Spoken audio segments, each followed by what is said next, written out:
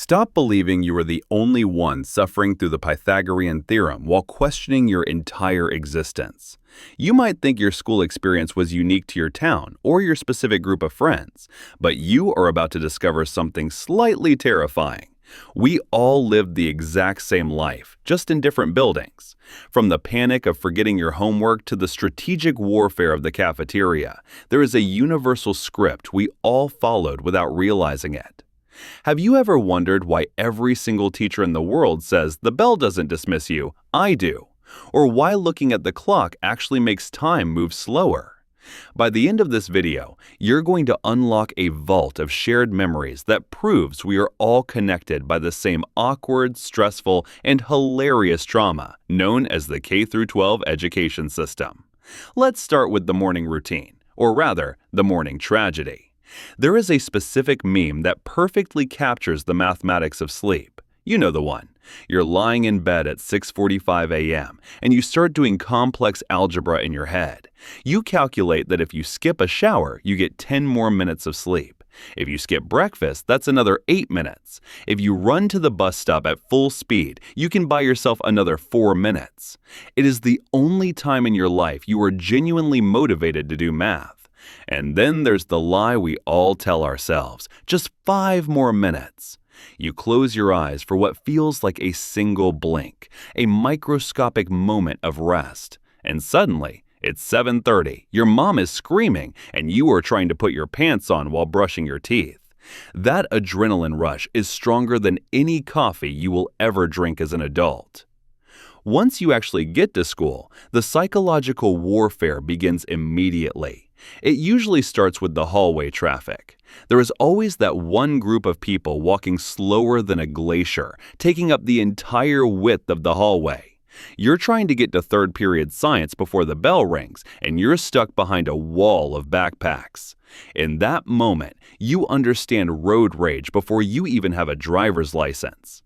Then you finally sit down, and the teacher drops the most dreaded sentence in the English language. I'll wait.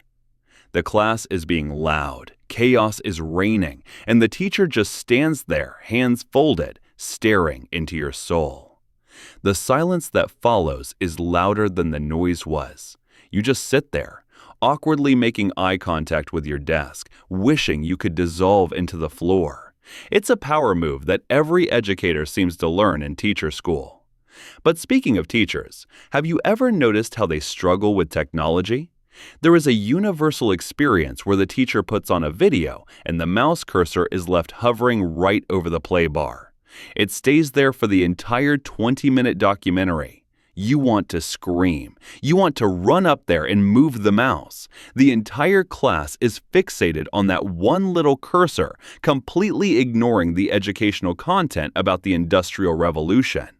It is a test of patience that none of us were prepared for. And we have to talk about the bathroom pass.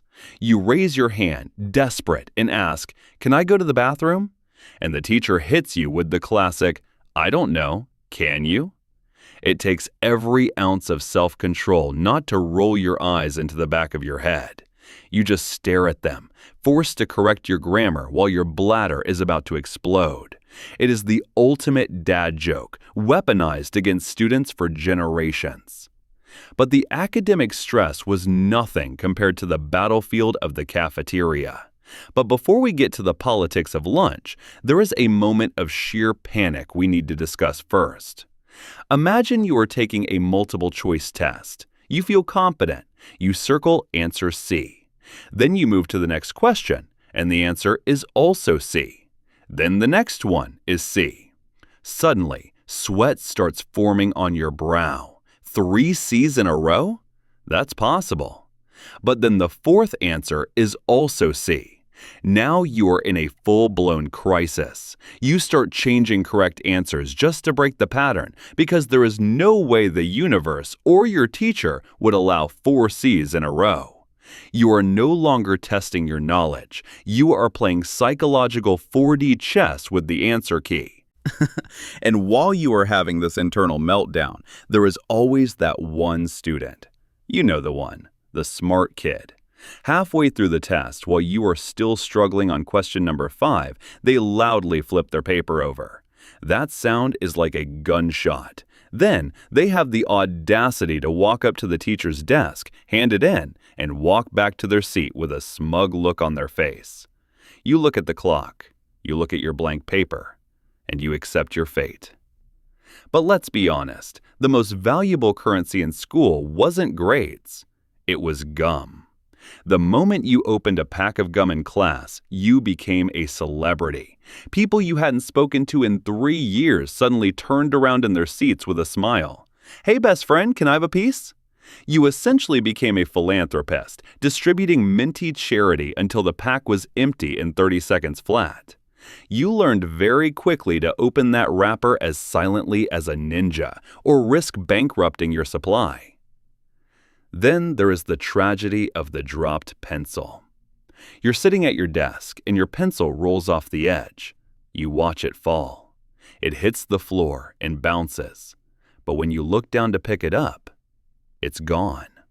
It has vanished into another dimension. You look under your desk, under your neighbor's desk, across the room. Nothing. That pencil is now part of the school's foundation. It belongs to the void now. We also have to mention the absolute betrayal of the group project. Teachers always sold this as learning to work together, but we all knew the truth. A group project is just one person doing all the work, while 3 other people stand there holding the poster board. You learned serious trust issues during these weeks.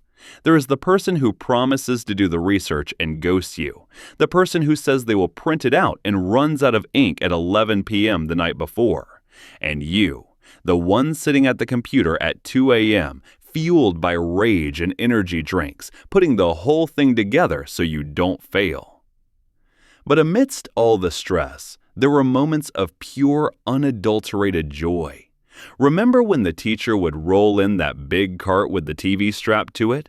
The lights would go off, the room would get dark, and you knew that for the next hour, you didn't have to do anything but watch Bill Nye the Science Guy.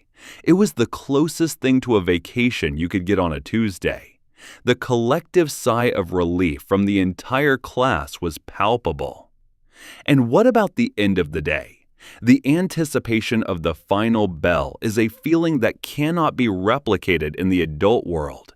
You watch the second hand on the analog clock. Tick, tick, tick. It moves so slowly, it seems to be defying the laws of physics. You have your backpack on one shoulder, one foot out in the aisle, ready to sprint like an Olympic track star. But then, the teacher drops the bomb. "Wait, I haven't assigned the homework yet." The groan that erupts from the class is primal. It is the sound of 30 souls being crushed simultaneously. You were so close to freedom, only to be pulled back in for one last assignment. Speaking of homework, how many times did you tell yourself, "I'll just do it in the morning before class"? That is the biggest lie in human history. You get to school, and suddenly you are frantically scribbling answers from a friend's sheet against a locker, trying to decipher their handwriting while the warning bell rings. It's not plagiarism, it's collaborative learning under duress. But nothing, and I mean nothing, compares to the feeling of the last day of school before summer break. The hallways smell different. The air feels lighter. You turn in your textbooks, empty out your locker, which is filled with crumpled papers and broken pencils, and walk out those doors. The sun hits your face, and for a few glorious months, you don't have to worry about algebra, gym class, or cafeteria mystery meat. It is a level of freedom that adulthood simply does not offer. Looking back, it's funny how stressful it all seemed at the time. We complained about the homework, the drama, and the early mornings, but those memes are relatable because they remind us of a time when our biggest problem was forgetting our gym clothes or getting called on when we weren't paying attention. It was a chaotic, messy, shared experience that shaped who we are. So I have to ask you a question, and I want you to be honest in the comments. What was the one specific unwritten rule at your school that everyone followed, but nobody ever talked about? Was it a specific table in the cafeteria that was off limits? A hallway you couldn't walk down if you were a freshman? Let me know your story down below.